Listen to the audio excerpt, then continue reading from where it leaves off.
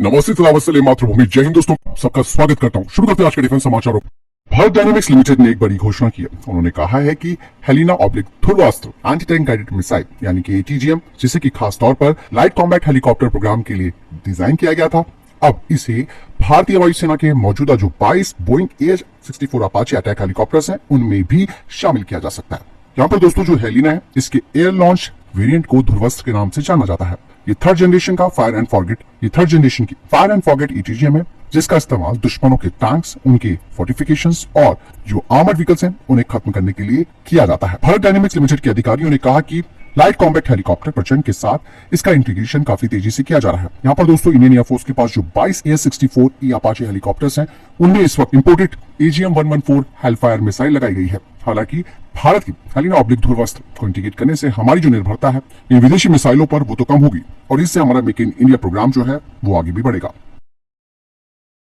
वही दोस्तों भारत के जेट इंजन को लेकर कई सारी बातें सामने आ रही होती है, लेकिन हम लोग अक्सर ही कहते हैं कि क्यों ना इस प्रोग्राम को हम अगर प्राइवेट सेक्टर की इंडस्ट्रीज के हाथ में दे दें तो शायद वो एक बेहतर इंजन डेवलप कर सकती है। और इसी तरीके की बात अभी सामने आई है लार्सन एंड टुब्रो की तरफ से। लार्सन एंड टुब्रो के जो डिफेंस हेड है जयंत दामोदर पाटिल, उन्होंने कहा है कि फाइटर जेट्स के लिए वो पूरी तरीके से स्वदेशी 110 किलोन्यूटन थ्रस्ट क्लास का इंजन डेवलप कर सकते हैं। और ऑलरेडी हमारे पास जो कावेरी इंजन प्रोग्राम से जो हमें सबक मिला है उससे एक बड़ा सबक भी लिया जा सकता है। हालांकि L&T इस इंजन को अकेले बनाने को लेकर बात नहीं कर रही है, बल्कि उन्होंने कहा कि हम इसमें भारत की जो प्रमुख प्राइवेट सेक्टर की कंपनी है उनके साथ मिलकर इसे तैयार कर सकते हैं। लेकिन यहाँ पर दोस्तों एक बात और है, उन्होंने कहा है कि यहाँ पर जो भारत सरकार की L1 वाली जो नीति है उसे एक सिंड्रोम उन्होंने कहा है, क्योंकि L1 से दोस्तों थोड़ा बहुत क्वालिटी से कॉम्प्रोमाइज करना पड़ता है। तो वो कह रहे हैं कि यहाँ पर जो L1 सिंड्रोम है उसकी परवाह नहीं करनी होगी भारत सरकार को, केवल और केवल सरकार को तकनीकी योग्यता पर ही फोकस करना होगा। मतलब साफ है कि यहाँ पर L&T का जो मेन फोकस है वो है 110 किलोन्यूटन थ्रस्ट क्लास के इंजन को डेवलप करना, और ये थ्रस्ट हमारे तेजस मार्क 2 और AMCA के लिए एक उपयुक्त थ्रस्ट लेवल भी आप मान सकते हैं। लेकिन दोस्तों इंजन के लिए कई सारी एडवांस टेक्नोलॉजीज की भी आवश्यकता होगी, जैसे कि single crystal blade, thermal barrier coatings और एफिशिएंट आफ्टर बर्नर्स की। ये वो सेक्शंस है जहां पर भारत ने कावेरी की ड्राइव वेरिएंट के माध्यम से काफी उन्नति भी की है। हालांकि जो कावेरी इंजन है उसे जो हमारा घातक स्टेल्थ ड्रोन है उस पर इंटीग्रेट किया जाएगा। यहाँ पर दोस्तों L&T कह रहा है कि भाई हम एक कंसोर्टियम बना सकते हैं जिसमें कि Mahindra aerospace, Tata advance system और गोदरेज एरोस्पेस को शामिल कर सकते हैं। उन्होंने कहा कि ये पूरे प्रोजेक्ट पर केवल और केवल भारत सरकार का समर्थन मिलना काफी जरूरी है। यहाँ पे पाटिल साहब ने ये भी कहा है कि कावेरी इंजन जो कि गवर्नमेंट के द्वारा समर्थित है उसके बिल्कुल अपोजिट एक नई फंडिंग को अनलॉक किया जा सकता है, क्योंकि कावेरी इंजन दोस्तों आप सब जानते हैं कि ब्यूरोक्रेटिक डिलेस और लिमिटेड इंडस्ट्री इनपुट की वजह से काफी समस्याओं से भी घिरा हुआ है। लेकिन चुनौतियां दोस्तों काफी ज्यादा हैं इस नए इंजन को लेकर भी, ये साफ बात उन्होंने कही है। 110 किलोन्यूटन का एक नया इंजन बनाने में 10 से 15 सालों का वक्त लग सकता है और करीबन 15 से 20 हजार करोड़ रुपए का इन्वेस्टमेंट इसके लिए चाहिए होगा। भारत के पास अभी कई सारी टेक्नोलॉजीज में महारत हासिल नहीं है, जैसे कि हॉट सेक्शन टेक्नोलॉजी में भारत के पास ज्यादा अनुभव नहीं है। वहीं GTRE में जो उनका वर्कफोर्स है उनकी उम्र बढ़ती जा रही है और भारत की जो प्राइवेट सेक्टर की एरोस्पेस इंजीनियरिंग है वो अभी शुरू ही हुई है। इसीलिए वो एक कंसोर्टियम को तैयार करने की बात कर रहे हैं जो कि यूरोजेट EJ-200 जैसे ग्लोबल मॉडल पर आधारित होगा। तो यानी कि दोस्तों भारत की प्राइवेट सेक्टर की कंपनियां उस जोखिम को लेने के लिए तैयार है जिसके लिए अभी तक जो सरकारी एजेंसियां हैं उन्होंने उतना उत्साह नहीं दिखाया। यहाँ पर दोस्तों भारत को एक विश्वास जगाना होगा प्राइवेट सेक्टर की कंपनीज में, उनके लिए फंडिंग अप्रूव करनी पड़ेगी, क्योंकि दोस्तों आप देखिए कि यूएस में लॉकहीड मार्टिन, बोइंग, GE ये सब प्राइवेट सेक्टर की फर्म्स हैं जिन्हें अच्छा खासा सपोर्ट दिया जाता है अमेरिका की तरफ से। और अगर हमारे देश के अंदर भी इस तरीके का इकोसिस्टम जनरेट हो जाता है तो वक्त लगेगा लेकिन चीज अपनी बनकर तैयार हो जाएगी। और नए इंजन के लिए दोस्तों भारत को विदेशी सपोर्ट की जरूरत तो जरूर होगी। वहीं दोस्तों DRDO की naval science and technological laboratory ने झील के वातावरण में अपने high endurance autonomous under water vehicle यानी कि HAUV का सफलतापूर्वक परीक्षण किया है, जिससे कि भारतीय नौसेना की क्षमताओं में जबरदस्त इजाफा भी हो जाएगा। और ये जो high endurance autonomous under water vehicle है इसका एक जबरदस्त इंड्योरेंस टाइम है।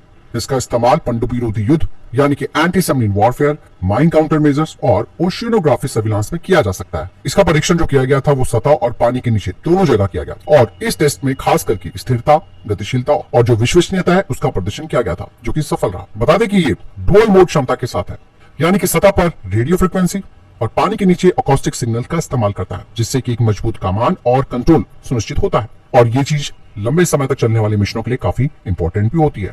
निश्चित तौर पर यह इंडियन नेवी के लिए गेम चेंजर होगा।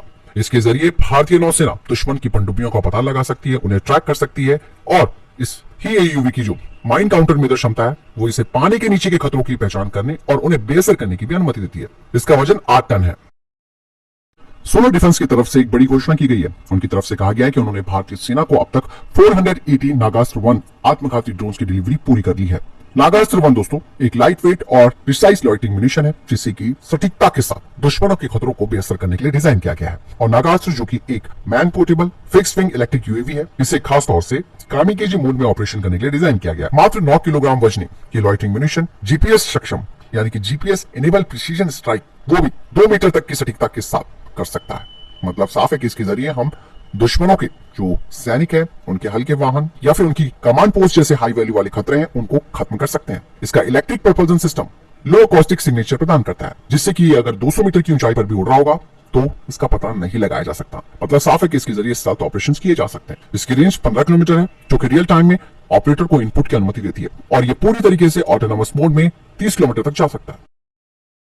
चलिए अब बढ़ते हैं थोड़ा सा जियोपॉलिटिकल न्यूज की तरफ जो कि हमारे पड़ोसी मुल्क बांग्लादेश को लेकर आ रही है। जब से दोस्तों गवर्नमेंट चेंज हुई है बांग्लादेश में तब से बांग्लादेश का असली चेहरा सामने आने लगा है। लेकिन अब तो दोस्तों बांग्लादेश ने सीधा भारत के नॉर्थ ईस्ट पर एक बड़ा सवाल उठा दिया है और उसे वो अपने में मिलाने की बात करने लगे हैं। बात साफ हो जाती है कि बांग्लादेश की इंटेंशन इस वक्त बहुत ही चरम लेवल पर पहुंच चुकी है और हाल ही में मोहम्मद यूनुस का जो वीडियो सामने आया है उसने साफ तौर पर कहा है कि जो 7 सिस्टर्स हैं वो भारत का एक लैंडलॉक रीजन है। मतलब साफ है कि भारत के पास यहां तक पहुंचने के लिए कोई समुद्री रास्ता नहीं है और केवल हम यानी कि बांग्लादेश समुद्र के एकमात्र संरक्षक हैं। देखिए दोस्तों कितनी बड़ी बात है ये। मतलब जिस देश को हमने आजाद करा है आज वो देश सर पर चढ़कर कैसे नाच रहा है, ये बयान है बांग्लादेश का। ये जो 7 सिस्टर्स हैं उसमें असम, अरुणाचल प्रदेश, मेघालय, मणिपुर, मिजोरम, नागालैंड और त्रिपुरा शामिल है जो कि बांग्लादेश, म्यांमार, भूटान और चीन से घिरा हुआ है। यहाँ पर बांग्लादेश की तरफ से ये कहना कि केवल और केवल उसी के पास समुद्री रास्ता है यहाँ तक पहुंचने का, तो ये कहीं ना कहीं दोस्तों चाइना को भी एक बड़ा सपोर्ट देती है जो कि चाहता ही है कि भारत का जो चिकन नेक है उसे किसी भी तरीके से खत्म किया जाए ताकि भारत की कनेक्टिविटी नॉर्थ ईस्ट से कट हो जाए। और यही चीज मैं आपको एक चीज बताना चाहूंगा कि भारत ने जो कलादान प्रोजेक्ट शुरू किया है उसके जरिए भारत सीधा म्यांमार के जरिए अपने नॉर्थ ईस्ट के राज्यों तक पहुंच सकता है। लेकिन काम यहाँ पर दोस्तों भारत की तरफ से काफी तेजी से हुआ, लेकिन म्यांमार में भी क्या कुछ चल रहा है ये आप सब जानते हैं। वहां भी अस्थिरता बनी हुई है पूरी तरीके से। इस तरीके के वीडियो से दोस्तों ऑब्वियसली बात है भारत और बांग्लादेश के संबंधों में तनाव आ सकता है क्या आ ही गया, क्योंकि इस वक्त दोस्तों मोहम्मद यूनुस ही वहां की सरकार चला रहे हैं। और एक और बात मैं आपको बताना चाहूंगा कि बांग्लादेश ने दोस्तों चाइना को स्पेशली भारत की सीमा के पास एक परियोजना में इन्वेस्ट करने के लिए भी आमंत्रित किया है। यानी कि दोस्तों इरादे बांग्लादेश के कितने खतरनाक हैं इन सब चीजों से आप समझ सकते हैं। और हाल ही में बांग्लादेश के यूनुस ने चाइना के राष्ट्रपति शी जिनपिंग से मुलाकात भी की थी और बांग्लादेश में इन्वेस्ट करने की बात कही। चीनी कंपनियों को न्योता देने का मतलब यह है कि भारत की पूरी जानकारी चाइना तक पहुंचना और स्पेशली सिलीगुड़ी कॉरिडोर के पास यहाँ पर दोस्तों भारत सरकार को अब चिकन नेक को चौड़ा करना होगा, बांग्लादेश से करीबन 100 किलोमीटर और उससे छीनना होगा। प्यार से दे देता है तो ठीक है, नहीं तो जबरदस्ती भी लिया जा सकता है। अगर ये ना लिया गया तो आप लगाइए कि चाइना कितने पास पहुंच जाएगा हमारे। भूटान में तो अपने पैर जमा ही चुका है, भारत पूरी तरीके से घिर जाएगा। फिलहाल इस बारे में आपकी क्या राय है कमेंट सेक्शन में लिखकर जरूर बताइएगा। वहीं दोस्तों सोलर इंडस्ट्रीज की तरफ से कहा जा रहा है कि स्पेन और फ्रांस पिनाका को खरीदने को लेकर बातचीत कर रहे हैं। ये काफी बड़ी बात मानी जा सकती है। हालांकि ऑफिशियली बोलना कहीं ना कहीं इस बात की ओर इशारा करता है कि बात तो शुरू हो चुकी है। वहीं ट्रंप ने दोस्तों रेयर अर्थ डील पर यूक्रेन के राष्ट्रपति जेलेंस्की को फिर से एक बड़ी बात सुना दी है। उन्होंने कहा है कि यूक्रेन कभी भी नाटो का मेंबर नहीं बनेगा, जिससे कि जेलेंस्की और ज्यादा परेशान हो गए। यहाँ पर दोस्तों जो रेयर अर्थ डील की बात की जा रही है वो यूक्रेन और अमेरिका के बीच एक खास समझौता है जिसमें कि दोस्तों अमेरिका रशिया के खिलाफ यूक्रेन को 35 अरब डॉलर के मिलिट्री उपकरण की मदद के बदले यूक्रेन के दुर्लभ खनिज संसाधनों का दोहन कर सकता है। ऐसे में दोस्तों जेलेंस्की चेतावनी दे रहे हैं कि हम इस रेयर अर्थ मिनरल डील से पीछे हटने वाले हैं, लेकिन अगर ऐसा हुआ तो जेलेंस्की को और बड़ी परेशानी झेलनी पड़ सकती है। तो फिलहाल तब देखिए टॉप डिफेंस अपडेट। वीडियो के सामने कोई प्रश्न जवाब है, आपको कोई सवाल है कमेंट सेक्शन में लिखकर जरूर पूछ सकते हैं। वीडियो को लाइक और शेयर जरूर कीजिएगा। जय हिंद, वंदे मातरम।